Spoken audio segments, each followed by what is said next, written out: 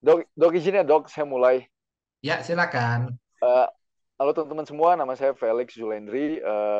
Saya ini owner operator dari Kebun Evi. Kita juga produksi produk propolis, Evi Propolis, dan kita kerjasama riset dengan Fakultas Kedokteran Unpad, Fakultas Farmasi Unpad, Fakultas Kedokteran USU, dan Fakultas Kedokteran Gigi USU. Jadi semoga teman-teman bisa menikmati podcast kita bareng Dr. Edi Kristianto.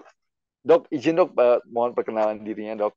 Oh ya, thank you Pak Felix, thank you Randy. Nah, teman-teman kenalkan nama saya Dr. Edi Kristianto, saya peneliti herbal Indonesia. Saya tergabung dalam program saintifikasi jamu dari Kementerian Kesehatan. Saya mempelajari mengenai herbal di Indonesia juga di Jepang dan mulai tahun 2006 saya tertarik banget nih Pak Felix dengan madu gitu ya. Jadi saya meneliti madu itu gara-gara waktu itu istri saya kena penyakit lupus tuh autoimun gitu ya. Dan saya bersyukur kepada Tuhan karena melalui madu ini yang sudah diteliti ini kita kembangkan akhirnya ya sekarang kondisinya udah sangat sangat baik gitu ya. Sangat bagus. Nah, namun bukan hanya itu, saya lihat bahwa madu ini adalah kekayaan alam Indonesia yang juga bisa mensejahterakan banyak orang di Indonesia. Maka Hmm. saya senang banget lah, sangat mencintai madu, di samping mencintai istri saya juga. Ya. Dok, bisa sedikit cerita nggak dok, awal mula gimana dokter itu bisa tertarik dengan herbal-herbal dan terutama produk madu dan dan produk-produk herbal yang lain. Kan biasanya kan kalau dokter biasanya yang kita ketemu kan lebih fokus ke Western medicine ya, Western style. Ya, Jadi apa ya. yang membuat dokter itu tertarik untuk coba juga meneliti lebih dalam tentang produk-produk jamu dan herbal? Oh ya, ya, thank you. Ya, itu juga sering ditanya sih sama pasien-pasien saya. Karena saat ini kan saya memberikan terapi itu herbalnya lebih banyak daripada obat Western medicine-nya. Tapi saya tetap pakai sih, terutama untuk kondisi-kondisi yang kritis itu ya tetap harus pakai obat Yap. yang. Nah, ceritanya gini nih, tahun 1993 itu saya sama istri saya namanya Reni, dokter gigi dia, dokter gigi Reni. Nah, kami itu ditempatkan di pedalaman Kalimantan itu, daerah sangat terpencil lah, tengah-tengah hutan gitu ya. Kira Oh, itu kalau perjalanan dari Pontianak tuh kira-kira 9 sampai 12 jam waktu itu ya. Nah, jadi terus saya di sana, sampai di sana kami sebagai dokter ya, itu apa obat-obatan tuh hampir nggak ada, adanya obat cacing sama obat panas doang gitu. oh, Sedangkan yang sakit kan banyak macam-macam ya di situ ya. Nah, terus gimana nih caranya gitu kan? Terus tapi saya lihat di situ ya, saya tanya-tanya ke mereka, biasanya kalau di sini sakit sebelum ada dokter nih kalian kemana? Saya ke dukun ini, ke dukun ini. Bukan dukun ilmu hitam ya. Ini yang dukun hmm. pengobatan nih ya. Nah, terus kira saya samperin aja tuh dukun-dukunnya di kampung-kampung. Ini sakit ini obatnya apa gitu kan? Catat semua.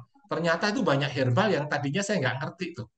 Nah, tentunya setelah saya lihat, kita taker dosisnya apa, ternyata bisa dipakai tuh dan hasilnya sangat bagus gitu kan. Oh Nah, wow. nah 4 tahun tuh saya lakukan seperti itu. Nah, pulang dari situ, saya pengen memperdalam lagi. Kalau zaman saya dulu belum ada S2 di bidang herbal zaman saya. Belum belum dibuka di Fakultas Kedokteran. Kalau sekarang sih udah ada kan. Zaman itu belum ada. Nah, jadi saya bersyukur dapat kesempatan belajar dari seorang profesor di Jepang ya. Datang ke sana, kadang saya ikut dia di Malaysia atau Singapura. Seperti itu memperdalam mengenai ilmu herbal ini yang disaintifikasi gitu ya. Artinya bisa diukur keamanan dan efikasinya ya. Nah, setelah itu saya direkrut oleh Kementerian Kesehatan dalam program saintifikasi jamu. Jadi itu herbal Indonesia. Nah, di situ saya lebih mendalam lagi mempelajari herbal Indonesia, bukan hanya herbal Jepang gitu ya. Seperti itu. Oh ya. Sampai sekarang lah berlanjut terus begitu. Terus kalau kalau di Jepang itu juga mereka into herbal juga ya dok ya? Enggak semua sih Pak Felix. Yang saya belajar di Tosashi Miso ya, itu satu pulau kecil. Di situ ada rumah sakit kecil tuh Pak Felix. Nah, terus tapi pasiennya banyak banget di situ. Nah, cuman uniknya di rumah sakit ini tuh yang berobat ke situ kebanyakan pasien-pasien kanker, autoimun kayak gitulah. Itu enggak bisa kayak di kita. Di kita kan paling berobat jalan atau kalau dirawat pun seminggu paling lama udah pulang gitu kan. Di sana penyakitnya ringan atau berat tetap sebulan di situ Oh, tinggal di situ. Nah, rumah sakitnya kecil sih cuma 50 bed kalau nggak salah waktu itu.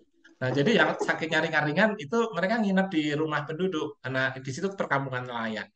Nah, rumah-rumah penduduk itu sudah dibuat kayak guest house gitulah, rapi sih, bersih. Oh, Jadi ya. keluarganya sama dia tinggal di situ, tapi yang berat-berat ya tinggal di rumah sakit gitu. Nah, itu rupanya di situ itu eh, herbal menjadi terapi pilihan utama gitu. Jadi macam-macam herbal dipakai ya. Nah, beberapa yang gawat dikasih obat kimia juga sih. Tapi pemeriksaannya kayak ronsen, MRI ya tetap ada. Ya. Ini terapinya kayak gitu. Terus pola makannya juga diatur, pola makannya sehat gitu ya. Kegiatannya, jam istirahatnya diatur lah di pulau itu. Dan ternyata hasilnya itu luar biasa loh. Itu saya belum pernah lihat hasil yang sangat-sangat bagus seperti di situ. Nah, jadi Hmm. nah disitulah jadi saya jadi punya cita-cita nih. Suatu saat nih kita akan punya tempat kayak ini di Indonesia. Meskipun sekarang Oh, belum mantap. sih, belum punya. Siapa tahu nanti kita bikin di kebun Evi sebagian. Oh, siap. Siap, Dok, ditunggu. Iya, maksudnya saya juga, iya, maksudnya kalau kesempatan gitu ada kan, saya juga very very apa senang sekali sih kalau kita bisa kerja sama lebih dalam, terutama Hmm, kalau saya rasa sih herbal Indonesia itu betul-betul underexplored ya, ya, underexplored dan hmm, underappreciated. Jadi betul. maksudnya semua kayak pengetahuan-pengetahuan apa di masyarakat, terutama yang kayak dokter ngomong itu dari yang Hmm, dukun-dukun dalam tanda petik yang ya, udah turun temurun dipakai si herbal-herbal itu benar. belum dieksplor secara saintifik, dan Iya, padahal kita iya, tuh banyak sekali sih, maksudnya iya, benar, betul-betul benar luar sekali. biasa banyaknya kan. Iya banyak kok benar. Kalau kalau Pak Ferry tahu kalau yang paling populer di dunia kan TCM ya, traditional Chinese Oh yes. medicine gitu kan terkenal. Apalagi di Medan ya kali ya, lebih populer lagi ya. Oh iya, iya, iya, TCM, yes, Heeh, yes, yes, heeh. ya. Kalau di Jakarta itu di Glodok gitu ya. Wah itu pusatnya itu. Hmm. Tapi kan bukan hanya di Indonesia kan Pak Ferry, di seluruh dunia di semua negara tuh ada TCM tuh. Yes, Tapi yes, ya. nggak selalu ada obat, eh, nggak selalu ada jamu atau herbal Indonesia. Tapi kalau TCM ada. Nah kalau kita lihat nih, berapa banyak sih jenisnya obat-obat TCM itu yang dikenal di zaman sekarang itu ada 2000-an Pak Ferry, 2000 jenis. Hmm. Terus saya penasaran juga kalau di Indonesia berapa gitu kan. Kenapa Indonesia nggak terkenal? Apakah kurang jenisnya atau kurang variasinya? Tapi ternyata nggak juga nih. Di Indonesia itu jenis obat tanaman herbalnya ya, itu 7.500 jenis. Jadi 3 kali lipat lebih Oh, dari ya. TCM. Cuman memang kurang dieksplor gitu, seperti di sana. Di sana kan Iya, dan bahkan juga, dijadikan komoditas, bukan hanya pengobatan ya, pariwisata juga kan. Coba kita jalan-jalan ke oh sana, yes, pasti mampir ke toko obat Cina. yap, yap. Gitu. Dan juga maksudnya orang lupa sih, maksudnya ini kan waktu saya nulis research paper tentang propolis juga kan, jadi kan saya coba Heeh, heeh, ngambil terutama di introduction-nya gitu, saya ngambil-ngambil yang agak sedikit absurd gitu, dan agak sedikit open minded gitulah. heeh, Tapi heeh. yang kita lupa itu ada satu obat malaria, artemisinin, itu diketemuin diisolasi oleh Chinese scientist Chu Hmm, Yoyo yang hmm, dapat Nobel Prize di hmm. medicine, dan itu based on traditional Chinese medicine yang di isolate compoundnya jadi anti malarial product, dan itu dapat Nobel Prize loh. Jadi Wah, maksudnya iya, tanaman herbal sendiri itu bukan sesuatu yang aneh. Harusnya kalau makin disaintifikasi dan makin di research, iya, maksudnya semua bioactive compounds itu kan bisa dipakai sebenarnya. Dan iya itu, betul. and it's something real kan. Maksudnya itu Iya, real. memang, Maksudnya Nobel memang. Prize aja dapat. Iya, Cuma sekarang benar-benar. cuma sekarang itu saya ngeliat malahan ya orang jadi mulai menjauh dari herbal medicine, mungkin salah satunya itu nggak bisa dipatenin. Jadi jadi dari sisi financialnya itu Mm-mm. kurang kurang ada insentif mungkin ya dari sisi situnya mungkin. Iya, iya Jadi betul. orang lebih ke chemical synthesis. Iya, benar. Kalau sekarang ini kan di Kementerian Kemenkes itu di bagian Litbang ya, itu bikin saintifikasi jamu. Jadi itu di Tawangmangu tuh pusatnya. Pernah ke sana nggak, Pak? Oh, Ah, itu Tawamangu ya. Ya. itu di singkatannya aja panjang B2 TOT, Balai Penelitian, pokoknya panjang Iya, singkatannya. iya, iya. Tapi itu, nah saya di situ tuh. Nah terus apa di situ herbal-herbal itu di riset, dosis amannya berapa, dosis efektifnya atau efikasinya berapa, dosis toksiknya berapa gitu ya pada tikus. Hmm. Terus di situ ada juga klinik herbalnya. Itu dari berbagai tempat datang tuh ke situ.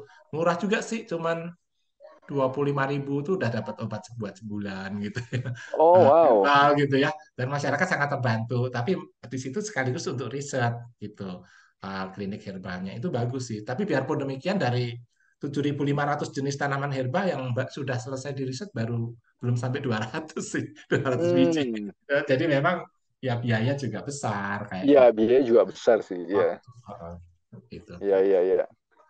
Dan Iya, mungkin juga salah satu kelemahannya mungkin kurang diekspos ya, dok ya. ya. Mungkin kurang Hmm. terekspos terutama di sosial media. Khususnya saya ngeliat sih Iya, media sekarang harus di sosmed sih ya, lebih lebih cepet apa benar. exposure-nya. Mm-mm, Itu yang kalau benar. menurut saya sih kurang sih. Iya, Ya, betul. Itu kurang diekspos, itu benar sekali. Mm-mm. ya terus dok, saya mau nanya juga dok, kalau yang sekarang dok tekunin kan madu hutan ya, Ya, madu ternak lebahnya. juga sih Pak Felix. Oh, madu ternak juga ya. Itu Tapi kalau penelitian saya pertama tuh madu hutan, oh, madu hutannya dari mana ya dok ya kalau boleh tahu? Kalimantan. Oh, Kalimantan. Itu dari Yang saya jenis pakai ya. Tapi yang diteliti ya, banyak, tapi yang saya pakai di Kalimantan. Uh, itu jenis Kalimantan lebahnya Barat, apa ya, dok? ya. Oh ya, jenis lebahnya lebah yang mana? Itu Apis dorsata. Oh, Apis dorsata ya. Yang Yang gede, yang paling besar, gede, giant ya bee yang ya. kita. Kalau kesengat bisa sakit 7 turunan tuh. Saking sakitnya. Iya, dulu juga sebelum saya pelihara yang lebah trigona ini untuk propolis, saya juga Uh, pelihara Apis uh. mellifera, dok. Iya, Oh, sakitnya Apis luar biasa. mellifera. Apis Heeh. mellifera itu ya disengat itu sengatnya luar biasa sakit Iya, apalagi kalau Apis iya, dorsata. apalagi Apis dorsata. Mbahnya. Ya saya bisa bayangin itu. Iya, iya, benar. Heeh. Itu saya teliti di Kalimantan Barat ya. Sebenarnya yang saya pelajari itu kan penelitiannya mencari preparatnya itu madunya kan perlu perjuangan juga karena masuk ke hutannya kan. Hmm, Kalau saya beli di toko online ya bisa aja sih, cuman keasliannya kan kita ini masih belum terlalu tahu. iya. Heeh. Nah, ya itu juga sih ya dok ya. Maksudnya ini juga Iya, pertanyaan yang paling sering ditanyain. Gimana sih heeh. dok cara bedain madu asli sama madu palsu? Iya, iya.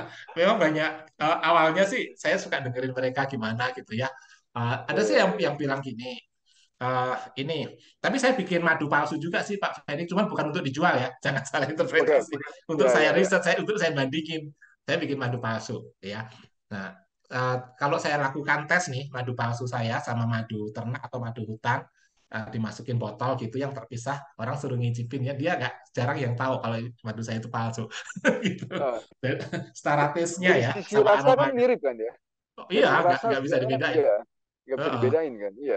Nah, makanya kalau di luar kita hanya membedakan madu palsu dengan cara diicipin atau dicium, itu sulit sekali tuh. Hmm. Ya, nah jadi yang pertama nih kalau di masyarakat, misalnya kita ambil segelas air gitu ya di gelas kaca yang bening, diisi air, terus ditetesin madu gitu kan. Nah nanti Hmm. kalau menurut masyarakat nih, kalau umum gitu ya, kalau madunya sampai ke dasar gelas, tidak ngebiar gitu ya, itu Oh ya. artinya ini asli nih. Kalau kalau dia melarut gitu ya, itu artinya palsu. Tapi madu palsu pun juga bisa madu saya yang palsu juga bisa begitu. Nggak akan nyampur Hmm. di dasar gelas. Itu kan permainan di viskositas aja sebetulnya kan. Iya emang betul sekali. Terus, oke, saya begini madu saya nih. Ya, asli. Padahal itu palsu. Nah, terus Iya sih. pakai Makanya saya juga, selalu gimana? iya saya selalu ngomong sama customer kan. Maksudnya produk-produk lebah gini, maksudnya kayak madu, propolis, Uh, bee pollen itu emang harus cari di mana teman-teman itu eh, percaya dengan produsen sih. Harus maksudnya ini dari sisi eh, harus cari produsen yang memang betul-betul berkualitas dan bisa dipercaya itu sih iya, intinya ya. iya Emang benar. kok dari sisi Uh, maksudnya saya juga kan saya lama di New Zealand dok. Saya kan uh, 12 tahun di uh. New Zealand. Ini kan Indonesia ada terkenal tuh madunya. ya Menuka, Manuka Menuka ya, Honey kan. Manuka sudah ya Ya, terkenal ya. terus saya kemarin pernah baca berita di berita Hmm, populer itu berita website hmm, luar negeri. hmm, Kira-kira aja lah. Dia bilang gini, madu Manuka itu per tahun kira-kira aja ya dalam hmm, isi hmm, itu ini cuma ilustrasi tapi intinya contohnya madu Manuka itu diproduksi mungkin 40.000 ton per tahun.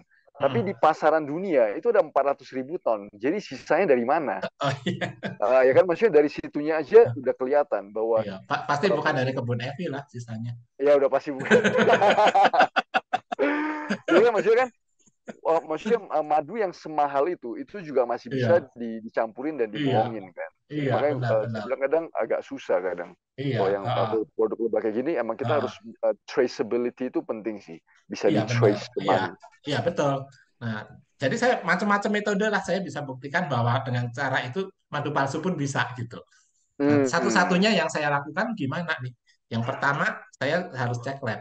Karena kalau saya beli madu tuh sekarang ini ya, madu yang kita konsumsi itu 10 yang saya ambil dari Kalimantan tuh sekitar 10 ton per tahun madu hutan. Hmm. Heeh.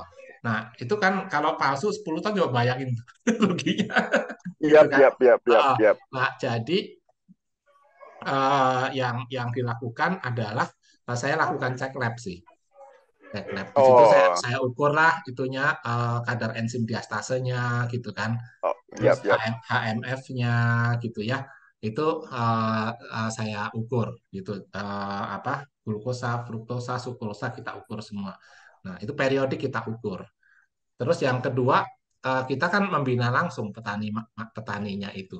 Eh, Kadang-kala kan Hmm. madunya asli Pak Felix, madunya. Tapi yang yang jadi masalah, madunya tetap nggak bagus karena ekstraksinya tuh ada yang diperos gitu ya, sehingga batch-nya Oh, masuk semua kan harusnya ditiris kayak gitu. Itu juga mereka perlu diajarin.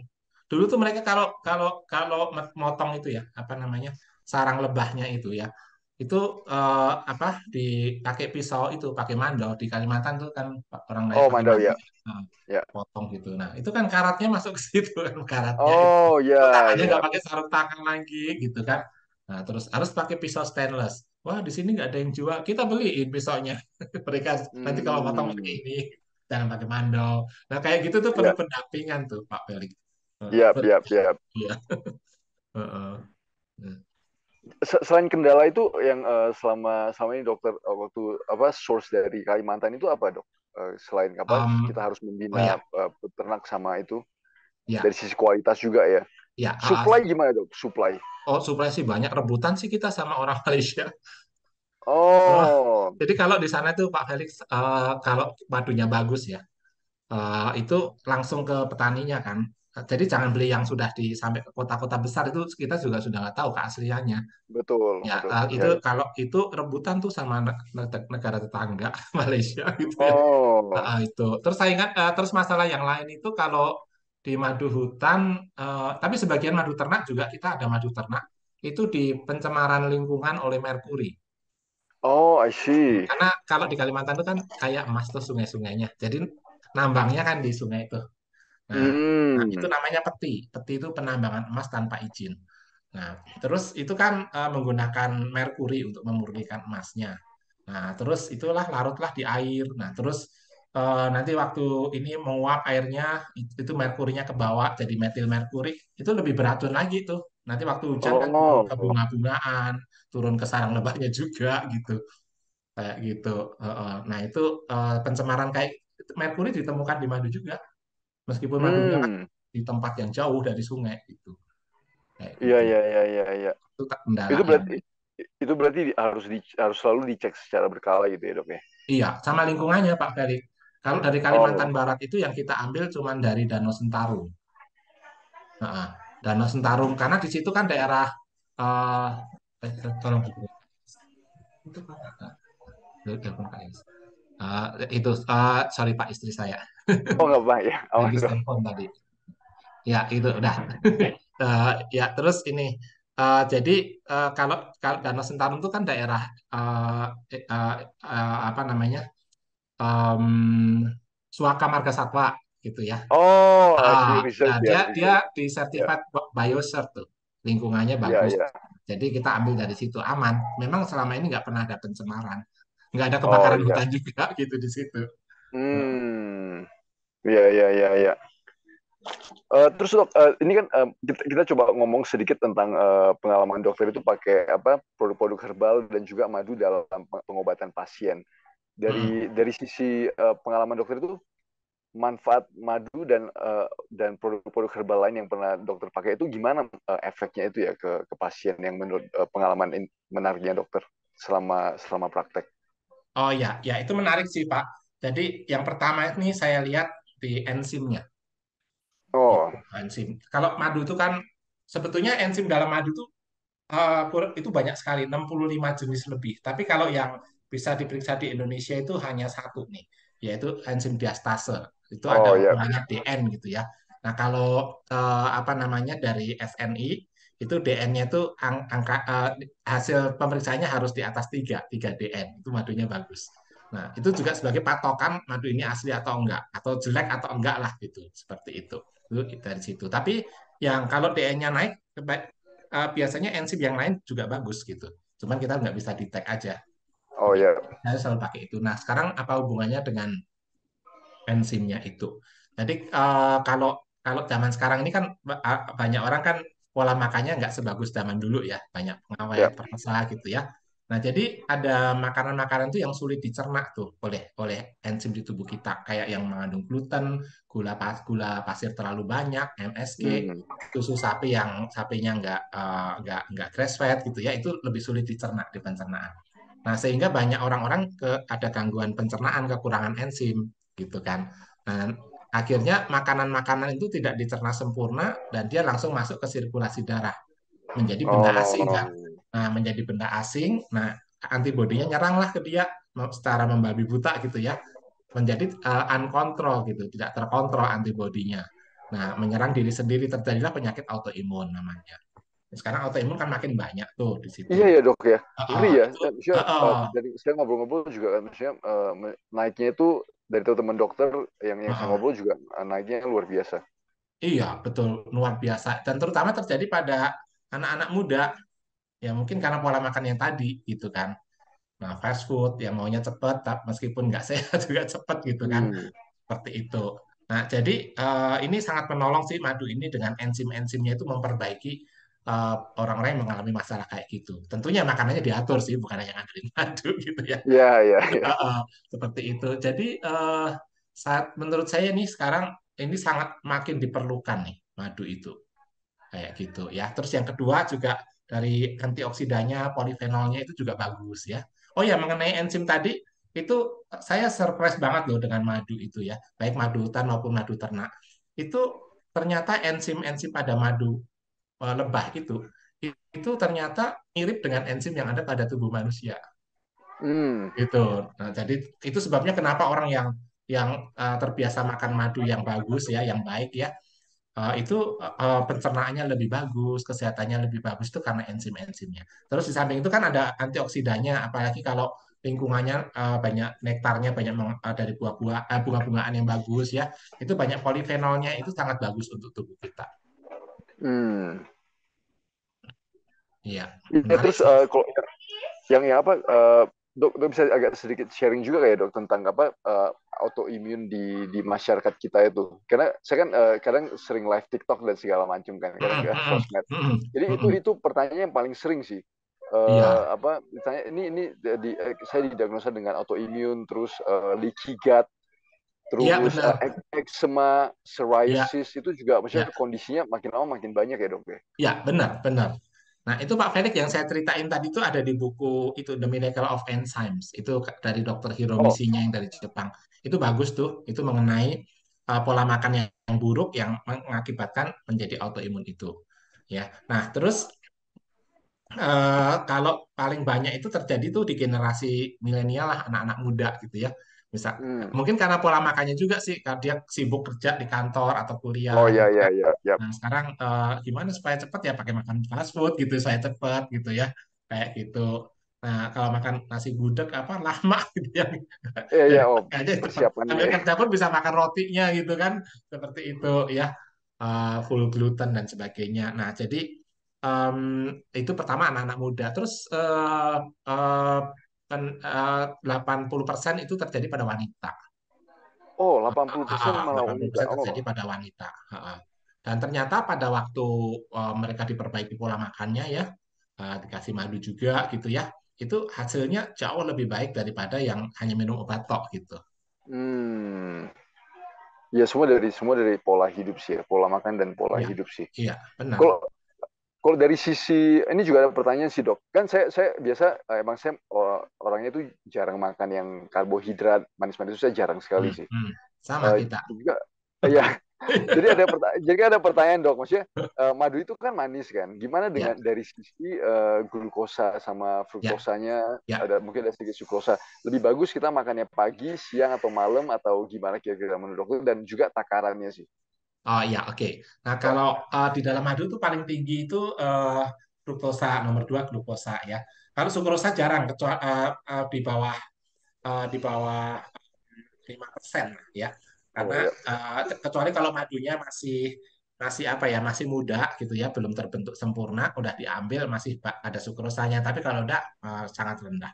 Nah, jadi oh, sekarang yang jadi pertanyaan kalau kita cek gula darah nih misalnya, itu kan ya glukosa, ya, itu ini, kan glukosa nah yang ini dicek ya. pertanyaan paling menarik nih, ini paling Kan menarik. ya, glukosanya tinggi diabetes gitu kan misalnya Ya, gitu. Nah, sekarang kalau saya minum madu nih itu kan ada glukosanya juga apa bikin ya, diabetes gitu kan. Nah sebetulnya gini dalam madu itu kan bukan hanya glukosa tapi ada fruktosa. Nah memang kita nggak bisa pungkirin glukosa meningkatkan gula darah kalau konsumsinya berlebihan ya. Tapi jangan lupa ada fruktosa. Nah fruktosa itu merangsang pankreas menghasilkan insulin. hmm, Jadi makanya kalau makan madu ya sama makan gula pasir kan beda naiknya ya, glukosanya ya. gitu ya karena ada fruktosanya yang langsung dia itu apa menurunkan gula darah. Oh, I see. Ya, ya, ya. Lebih bagus madu itu dikonsumsi pagi, siang atau malam dok? Eh, Atau terserah bebas kita. sih bebas sih tapi kalau eh, malam juga boleh tapi kalau pagi lebih baik karena memberikan energi untuk kita beraktivitas panjang hari. Oh, ya, ya, ya, ya, ya, Kecuali ya, kalau kerjanya malam satpam gitu mungkin perlu energi malam ya, hari ya. gitu ya. Ya minumnya malam. Ya itu mau nggak mau ya. Heeh, heeh. Oh, sama dok, ini mau nanya juga dok. Dok udah lama praktek di klinik Samasta. Klinik Samasta itu dia lebih fokus ke penyakit-penyakit autoimun ya dok ya. Oh iya, jadi klinik Samasta itu Samasta Integrated Medical Center itu didirikan tanggal 14 Februari 2021. Itu Oh gampang ya, ingatnya itu hari Valentine. Itu iya, iya, sengaja iya, biar ingat. Ini sebentar lagi ulang tahun nih kita. iya, Nah, iya, oh ya. nah di klinik Samasta itu kami memadukan pengobatan barat dan timur dalam satu tim gitu ya. Jadi Hmm. kayak misalnya orang datang dengan penyakit itu memang 90% autoimun sih yang datang. Tapi bukan berarti yang lain enggak banyak juga seperti itu. Jadi dikasih obat-obat sesuai standar medisnya, ada herbalnya, ada akupunkturnya juga gitu. Hmm. Nah, dulu kan banyakkan orang, oke, saya berobat ke dokter spesialis gitu kan. Pulangnya nyari lagi, ada nggak ya obat-obat Cina atau obat herbal yang bisa membantu daripada nyari-nyari lagi di luar ya udah sekalian aja bikin dibawa Oh sekalian ya betul. gitu. Lebih terkontrol. Iya, iya. Ya. Ya, saya juga sempat ngobrol beberapa minggu lalu ya dengan dokter Yanti juga, dok. Oh iya, iya. Ya, ya maksudnya kita juga lagi bikin rencana, lagi maksudnya berwacana gimana kita bisa bikin kayak mungkin semacam workshop gitu, dok. Ya, betul. Ya bagi bagi Betul. bagi apa? Bagi teman-teman yang mau belajar lebih tentang apa? Tentang herbal, tentang ini kan semua dokter kan dokter Edi dan dokter Yanti kan emang medical doctor, jadi kan Ya, lebih maksudnya penjelasan itu bakalan lebih jelas. ya. Jadi itu sih Mm-mm. yang kita lagi mau apa lagi mau coba kerjain. Mudah-mudahan Oh, mudah-mudahan ada hasilnya ntar. iya, iya, Ntar saya juga bagus tuh, kabarin. bagus benar. Iya, Iya, bagus. ya. Itu kalau misalnya kayak apa? Jadi orang mendapatkan kesehatan kan bukan hanya di klinik tuh, Pak Felix, gitu kan? Itu di klinik tuh biasanya kalau udah keburu sakit, jadi sifatnya kuratif lah istilahnya Oh pengobatan iya. gitu ya. Ya. Tapi kalau yang idealnya sih sebetulnya lebih ke arah promotif gitu ya, yang menjaga kesehatan untuk orang sehat gitu ya. Itu lebih bagus untuk Betul. untuk kita kan, bukan nunggu sakit baru cari obat apa ya atau herbal apa gitu kan. Karena herbal kan juga bermanfaat untuk orang sehat gitu. Ya. Jadi kalau ini cita-cita saya nih Pak Felix, kalau kita ada satu satu fasilitas ya, orang bisa tinggal di situ. Mungkin nggak kayak saya waktu di Jepang sebulan gitu ya. Mungkin Oh kalau dia iya ya. kerja gitu sebulan nggak bisa. Nah misalnya let's say mungkin 3 hari gitu ya atau 4 hari atau lima Ya hari betul. gitu ya. Nah tapi di situ mereka di treat untuk pola hidup sehat, mulai dari makanannya, dapat madunya, tempat tinggalnya di udaranya yang bersih. Kayak di kebun Evi itu kan bagus tuh, udaranya bersih Ya, gitu kan. mantap itu. Ya. Tinggal ke situ ada program yoganya misalnya gitu kan. Ya, Ya, jalan-jalannya juga perlu gitu betul jalan-jalannya. betul. Heeh. Nah, Kayak kita kayak bikin healing, program. Heeh, ya kayak gitu. healing program yang maksudnya tamu-tamu itu dapat dapat apa informasi, dapat edukasi, bisa relax, eh, Mm-mm. diajarin cara cara pola hidup yang sehat, maksudnya yang lebih gimana gitu yang bisa dibawa pulang sih. Itu ya. Iya gitu, kayak Ya, gitu. ya, ya, ya. Masas. Kalau itu kalau Pak Felix di itu kan termasuk Karo ya, daerah Karo ya. Iya, di Kak. Kabupaten Karo kita. Kita Oh, sekitar 3 jam dari Medan sih. oh iya iya. Kalau dari Kabanjaya berapa lama tuh? Oh, kalau dari dari Kota Kabaja 1/2 jam aja sih. Oh iya iya. Saya punya murid banyak tuh di situ di Kabanjahe. Oh ya? Oh, Cuman saya belum pernah ke kebun Evi. oh, Dok sering main-main juga ke Banjai dulu? Enggak, saya pernah sih ke Brastagi segala. Terus saya pernah ngajar di situ. Tarutung pernah Oh, juga. Heeh. Nah, itu kalau kalau kita bikin semacam wellness program gitu ya. oh Uh, ya, for sure I'm Wellness open, camping Dok. ground tuh, wellness camping ground atau wellness village Iya, atau iya, apa iya, ya, iya. seperti Iya, itu. boleh, Dok. Heeh. Masih kalau ada waktu kan, Dok, coba ntar kita kalau ada Dok ada waktu, saya undang untuk main-main sekalian sama Dokter Rianti kita ngelihat Ya, maksudnya gimana apa yang bisa kita kerjain. ya, sama istri Ya, saya betul jangan betul. lupa. Oh, yes, yes. Semua. Kalau Ya, Pak maksudnya Felix kita ada kerjasama sama Kementerian Pariwisata nggak? belum ada sih, belum ada. Oh, oke Cuma oke. kita cuma dulu kita pernah kita pernah dapat nominasi tahun berapa? 2018 2019 Mhm, sih. mhm. Kayak wisata terkreatif gitulah. Oh, oke oke. Ya. Saya kan kebetulan lagi bantuin Kementerian Pariwisata, Pak. Saya bikin wellness village sama wellness resort. Oh, siap. Atau Oh, Pak mana tahu Felix, kita bisa. saya masukkan aja ya supaya dikontak sama mereka ya. Oh, boleh, boleh, Dok. Oh, saya Oh open ya. sekali, Dok. Iya, Nanti iya, saya boleh, kasih boleh. nomor teleponnya Pak Felix atau Pak Randy nih. Atau Randy. Dua-duanya nggak apa-apa. Oh, tapi saya Ke Pak Felix nomor kan saya nggak juga nggak punya. apa-apa. Oh, nanti saya minta Oh, ya, nomor dari Randy. Saya minta saya kontak dokter ya. ya, Mungkin. itu mereka akan bikin satu em, apa akan ke Sumatera. Mereka timnya akan ke Medan tuh. Oh, ya. Nanti teman saya Dokter Gigi Mia namanya itu yang dari Oke. pariwisata biar kontak Pak Ferik nanti ketemuan gitu ya. Biasanya mereka akan minta 3 harian tuh untuk menyusun Oh, boleh. programnya bersama. Pak Oh, Ferik kan boleh, boleh, Dok. pengalamannya banyak di situ, pasti banyak masukan yang menarik nih. Oh, iya, iya. Kita juga Mm-mm. kita di sini sering dapetin kayak teman-teman kantoran yang bikin kayak outbound office gathering, Mm-mm. terus kayak family gathering. Ya, fasilitas kita itu sering dipakai untuk kayak begitu sih. Oke, bagus. Ya, ya, Kayaknya sih mudah-mudahan nanti di situ bisa jadi semacam percontohan masuk Wonderful Indonesia untuk siap. wellness village kalau misalnya gitu ya. Ya, Itu. soalnya soalnya dari sisi kita juga kita kan produk propolis yang untuk Mm. apa kesehatan juga kan. Ya, Jadi iya, saya rasa pas sekali sih. Dan kita pelihara lebah kita di kebun-kebun kita. Jadi iya. setiap orang-orang yang nginep di tempat kita paginya itu kita ada program edukasi lebahnya Hmm. itu loh. Maksudnya apa Wah, itu lebah menarik itu tuh, gimana? menarik. Ya dari mana propolisnya apa-apa aja Heeh, manfaatnya dan heeh. segala macam. Iya. Iya. Oh, Jadi menarik tuh. Kayaknya ini maksudnya pas kalau sih menurut pas. saya di daerah Sumatera yang paling ready untuk percontohan ya, itu justru di kebun Evi ini. Oh yes for sure Ya, dok. Ya for iya. sure. Saya yakin 100%. Kenapa? Maksudnya karena saya juga dari sisi saya sih melihat dari sisi kita itu kolaborasi riset intensif dengan apa dengan Fakultas Kedokteran USU dan Fakultas Kedokteran 4. Jadi kan dan produk kita itu dipakai untuk eksperimen dan Mm-mm. maksudnya macam-macam sih. Kita udah publish banyak juga. Jadi bukan sama sama seperti dokter sih maksudnya Mm. herbal product propolis ini bukan bukan cuma yang belum disaintifikasi maksudnya ini udah tersaintifikasi dan banyak Iya, data-data saintifiknya sih jadi dari iya. situ kredibilitas kita juga ada sih ya Oke. Wah, mantap nih, ya mantap.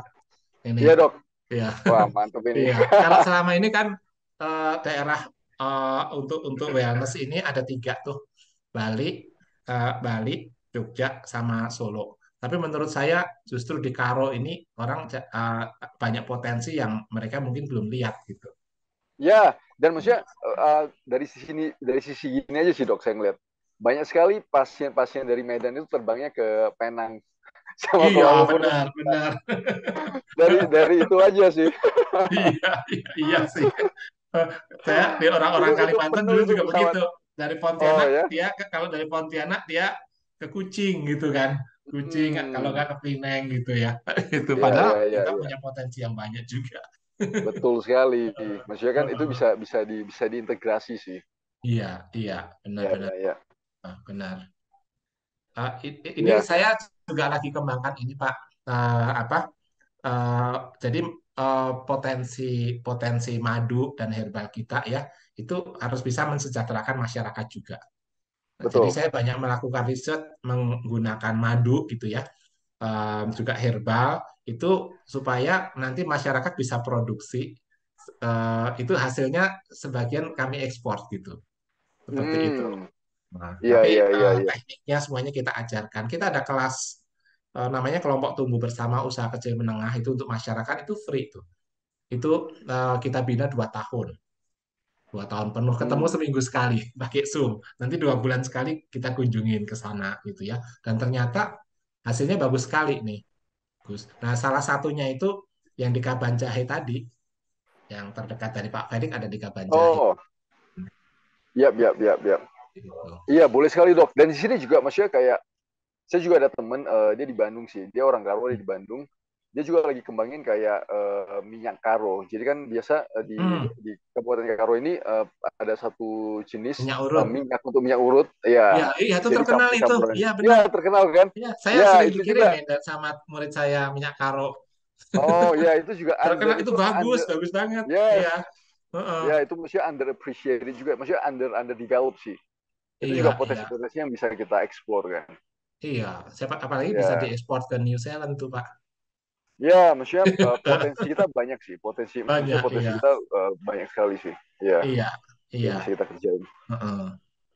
Nah, itu Iya yang dok. murid saya yang di Kaban Jahe itu ya, dia dia sudah jadi pembina, sekarang dia ngajar di muridnya ada di 10 negara tuh. Oh wow. Tapi dia mimpinya dari Kaban Jahe pakai Zoom. Oh iya iya iya. Ya. Dia kerjasama juga dengan New Zealand. Oh ya. Oh. Nanti Kalau boleh nanti tahu, kalau kalau boleh tahu siapa ya dok ya? Biar mana ya tahu kalau Esther, saya bisa. Esther, Bu Esther. Esther ya. Iya, Bu Oke Bu Esther. Esther ya.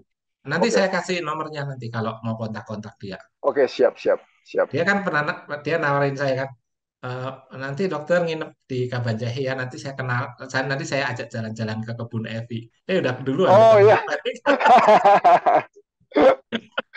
Duluan Iya malah iya ketemu iya. yang punyanya.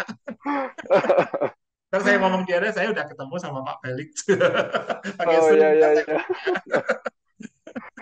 Siap siap siap. Oh men mantap Heeh, sekali nih. Oh. heeh. Ya dok nanti coba izin dok saya coba nanti undang dokter dan istri dan juga dokter Yanti ya. Coba kita Ya, cari waktu siap. yang pas Ya, atau dokter bisa main-main dan ngelihat maksudnya lebih ya. lebih jelas lagi konkret gimana gitu. Iya, sekali Nanti kita kita bikin bisa. itu. Sekali kita bikin workshop, seminar pakai Ya teknik. workshop sih ya workshop. Ya. Heeh. Soalnya kita juga udah keluarin beberapa produksi dok sekarang yang propolis ini yang untuk yang Oh ya, itu yang konsumsi. nano ya, Pak? Enggak, ini yang biasa sih, ini yang Yang biasa. biasa ya? Oh, heeh. Ya, ini yang biasa. Ya, Terus yang acne gel, ini yang untuk apa jerawat. jerawat. Oh, keren. Ya, Heeh. kita juga jualin di klinik Samasta sih. Ada Oh iya, beberapa iya nih, saya ada udah ya, lihat. Heeh. Iya. ya itu Heeh. sih. Jadi Heeh. maksudnya potensinya luar biasa. Kita lagi produk selanjutnya kita lagi mau coba yang anti aging cream untuk pemakaian Oh, oh keseharian, bagus, ya untuk bagus. Heeh. anti aging. Ya, Iya, iya. itu kita Heeh. udah dari klaimnya kita udah diterima oleh BPOM dari semua Heeh. data-data kita, mereka oke kita keluarin Heeh. khusus untuk klaim anti aging cream Oh, bagus, dengan bagus sekali. Iya. propolis. Ya, ini mungkin dalam 2-3 minggu udah produksi sih. Ntar saya kirimin Oh, sampelnya ya dok ya. oh iya, siap-siap. Nanti kalau Ya. ketemu Dokter Mia di Medan, yang dari kementerian itu, dibawa produknya. Oh siap pasti Iya, pasti pasti dok ditunjukin nih pasti. kita udah bikin gitu. Ya Heeh. pasti iya. Iya, Itu pasti heeh. saya bawa semua. Ya Heeh. Iya. oke. Okay. Heeh. Thank you so much ya dok. Ada lagi Sama-sama nggak Pak Felix. kira-kira yang dok mau sampaikan ke teman-teman kita? Ini bakalan Oh, saya post di YouTube sih dok. oh iya, enggak yang paling yang pengen sampaikan, semoga nanti kita bisa segera bertemu di kebun Evi aja. Siap. Oh, thank you so much, Dok. Thank you so much. Terima kasih banyak atas Sama-sama. waktunya. Izin Dok, saya minta nomor WA Dok dari Randy Ya, ya. ya, Mungkin saya silakan. kontak. Nanti kita Oke, oke. kontak-kontak. Ya. Siap, Sekalian siap. nanti nomornya Pak Felix saya kasih ke Dokter Mia supaya Siap, dikontak. Nah. siap. Ya. Terima kasih banyak, Dok. Ya, Terima makasih. kasih banyak Sampai waktunya. jumpa lagi. Terima kasih.